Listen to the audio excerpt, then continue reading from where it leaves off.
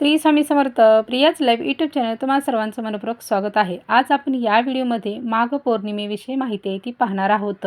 माघ पौर्णिमा यावर्षी 1 फेब्रुवारी 2026 वार रविवार या दिवशी ही तिथी आलेली आहे. तसेच या दिवशी रवी योगही आलेला आहे. त्यामुळे या पौर्णिमेला विशेष असं महत्त्व आहे. माघ पौर्णिमेलाच नव्याची पौर्णिमा असंही म्हटलं जातं. कारण या दिवशी शेतातील नवीन निघालेलं जे धान्य असतं आणि त्यापासून जे बनवलेले पदार्थ असतात त्यांची पूजा केली जाते आणि त्याचा नैवेद्य आहे तो आपल्या घरातील कुलदैवतांना आहे तो दाखवला जातो. ही जी प्रथा आहे ती प्रत्येक भागानुसार वेगवेगळी असू शकते. तसेच या पौर्णिमेला स्नानदानालाही विशेष महत्त्व आहे. या दिवशी गंगा स्नान करण्याला विशेष असं महत्त्व आहे. आपल्याला तीर्थ ठिकाणी जाऊन स्नान करणं शक्य होत नाही. म्हणून आपण काय करायचं आहे की या दिवशी आपण सकाळी लवकर आहे ते उठायचं आहे. उठल्यानंतर आपण ज्यावेळेस अंघोळ करणार आहोत त्यावेळेस आपण अंघोळीच्या पाण्यामध्ये थोडंसं गंगाजल घ्यायचं आहे. त्यामध्ये आपल्याला थोडेसे तीळ आहेत हे टाकायचे आहेत आणि त्याचबरोबर तुमच्याकडे जर पंचगव्य जर असेल तर तेही आपण थोडंसं पाण्यामध्ये टाकायचं आहे. गोमूत्र असेल तर तेही थोडंसं पाण्यामध्ये टाकायचं आहे आणि यामधील आपल्याकडे कोणती एक वस्तू असेल तरीही ते आपण टाकायचे आहे. शक्यतो करून गंगाजल असणं खूप महत्त्वाचं आहे. कारण या दिवशी गंगा स्नानाला खूप विशेष महत्त्व आहे.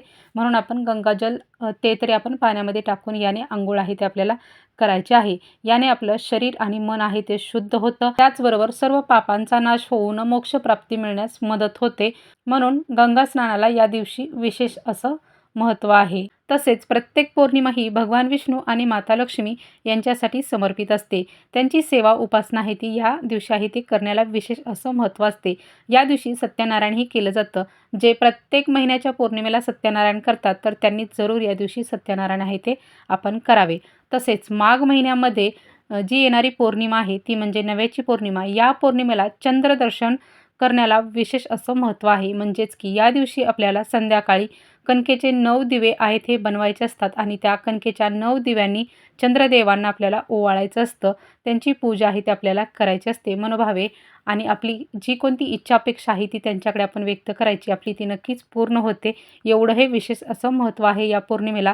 त्यामुळे प्रत्येकाने या पौर्णिमेला आपल्याला चंद्रदर्शन आहे ते घ्यायचं आहे आणि चंद्रदेवांची पूजा ही ते आपल्याला करायची आहे. त्याचबरोबर माता लक्ष्मी, भगवान विष्णू यांची सेवा उपासना जेवढी शक्य आहे तेवढा आपण करण्याचा प्रयत्न आहे तो करायचा आहे. आता या दिवशी आपण पौर्णिमा तिथी ही कधी सुरू होत आहे आणि ती कधी संपणार आहे ते आता आपण पाहूया.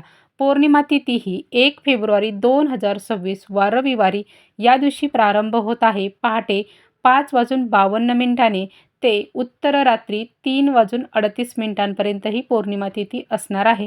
म्हणजेच की या दिवशी आपल्याला पौर्णिमेची सेवा पूजा आहे ती आपल्याला करायची आहे. ती म्हणजे उद्याच आपल्याला ही पौर्णिमा आहे उद्या आपल्याला करायचं आहे.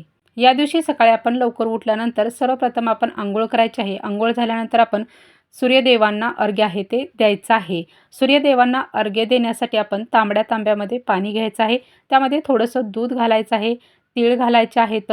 फूल तांबडं मिळालं तर तांबडं वापरा किंवा दुसरं कोणतं जरी वापरलं तरी चालेल.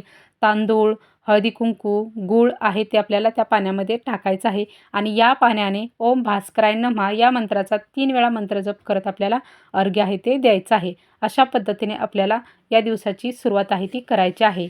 यानंतर आपण पौर्णिमा ही म्हणजेच की आपल्या घराचा जो मुख्य दरवाजा आहे तो स्वच्छ पुसून घ्यायचा आहे. त्याचा जो उंबरा आहे त्यालाही आपण हळदीचं लेपन आहे ते करायचं आहे. दारामध्ये छान अशी रांगोळी काढायची आहे. माता लक्ष्मीची सेवा पूजा आहे ती आपल्याला करायची आहे. आपल्या घरातील देवांची पूजा ही आहे ती आपल्याला करून घ्यायची आहे. या दिवशी तिळदान करण्याला विशेष महत्त्व आहे. शक्य झाल्यास आपण तिळदान करावे. तसेच पिवळ्या वस्तू आहेत ह्याही आपण आहेत या दिवशी आहेत ह्या दान आहे त्या करायच्या आहेत. तसेच या दिवशी नव्याची पौर्णिमा ही आहे. म्हणजेच की या दिवशी काही ठिकाणी परडी आहे ती पूजली जाते. आता प्रत्येक ठिकाणानुसार प्रत्येक भागानुसार वेगवेगळी पद्धत आहे ती असू शकते. आमच्याकडे तर ही पद्धत आहे त्यामुळे आम्ही या पद्धतीने आहे ते परडी आहे तो पूजतो आणि त्याची पूजा आहे ती केली जाते. तर तुम्ही तुमच्या पद्धतीने आहे ते करू शकता. आमच्याकडे परडी आहे ती कशी पूजली जाते ते मी थोडक्यामध्ये तुम्हाला सांगते. तर यासाठी आपल्याला एक टोपली आहे ती घ्यायची आहे. टोपली घेऊन नंतर आपल्याला आता कोणकोणते पदार्थ आहेत हे किती प्रमाणात बनवायचे असतात तर ते सांगते. 9 पोळी तेलाच्या बनवायच्या असतात. 9 पोळी बिन तेलाच्या आहेत ह्या बनवायच्या असतात पुरणपोळी ह्या आणि ज्या 9 आहेत रोट्या बनवायच्या असतात, ज्या आपण चपाती म्हणतो, तर त्या आपल्याला आहेत ह्या बिन तेलाच्या आहेत ह्या 9 आहेत ह्या बनवायच्या असतात. त्याचबरोबर करंज्या आहेत ह्या 9 बनवायच्या असतात. कणकेचे दिवे आहेत हेही 9 बनवले जातात आणि जे आवळे असतात तेही कणकेचे 9 बनवले जातात. आणि त्याचबरोबर आपल्या शेतामधील जे निघालेले जे नवीन जे धान्य असतं म्हणजे हरभरा, ज्वारी यांच्या घुगऱ्या आहेत ह्या बनवल्या जातात. अशा प्रकारे हे पदार्थ आहेत हे संपूर्ण आहेत हे बनवले जातात. आणि यानंतर हे जे संपूर्ण पदार्थ आहेत हे आपल्याला त्या टोपलीमध्ये आहेत हे व्यवस्थितरित्या आहेत हे आपल्याला भरायचे असतात. त्यानंतर एक ओटी आहे ती घेतली जाते. यासाठी पीस घ्यावा, नारळ घ्यायचा आहे, थोडेसे गहू किंवा तुम्ही तांदूळ आहे ते घेऊ शकता, खारीक, खोबरे, बदाम, हळकुंड हे संपूर्ण आहे ते आपल्याला ओटी आहे ती घ्यायची आहे. आणि ती ओटी ही आपल्याला त्या ठिकाणी आहे ती ठेवायची. देवीची ओटी आहे ती या दिवशी आहे ती भरली जाते. परडीमध्ये जे आपण 9 दिवे जे ठेवलेले असतात, तर त्या 9 कणकीच्या दिव्यांमध्ये आपण थोडंसं तेल आहे ते घालायचं आहे आणि त्याला आपण वात्या आहेत ह्या त्यामध्ये ठेवून तर त्या वात्या आहेत त्या प्रज्वलित केल्या जातात. ही जी संपूर्ण पूजा आहे ती संध्याकाळच्या वेळेस आहे ती केली जाते. दिवे प्रज्वलित केल्यानंतर संपूर्ण परडीला हळदी-कुंकू वाहिलं जातं. तिची पूजा आहे ती केली जाते. अशा प्रकारे ही पूजा आहे ती केली जाते. आमच्याकडे ज्यावेळेस परडीची पूजा करत असतात त्यावेळेस आपल्या घरामधील ज्या मुली आहेत, म्हणजे लहान मुलींपासून ज्या लग्न न झालेल्या मुलींपर्यंत ज्या मुली आहेत, तर त्यांना ही पूजा आहे ती करताना आपण बघूनही दिलं जात नाही. का तर आपण जे दिवे प्रज्वलित करतो ते त्यांना पाहून द्यायचे नसतात. ही आमच्याकडे प्रथा आहे. त्याचबरोबर त्या परडीमध्ये जे पुजलेले जे पदार्थ असतात तेही त्यांना खाण्यासाठी दिले जात नाहीत. तर तुमच्याकडे जशी प्रथा आहे त्या पद्धतीने तुम्ही आहे ते करू शकता. कसं आहे की प्रत्येक भागानुसार वेगवेगळी ही प्रथा असते. ज्या भागामध्ये जशी प्रथा आहे त्यांनी त्या पद्धतीने आहे ते करायचं आहे.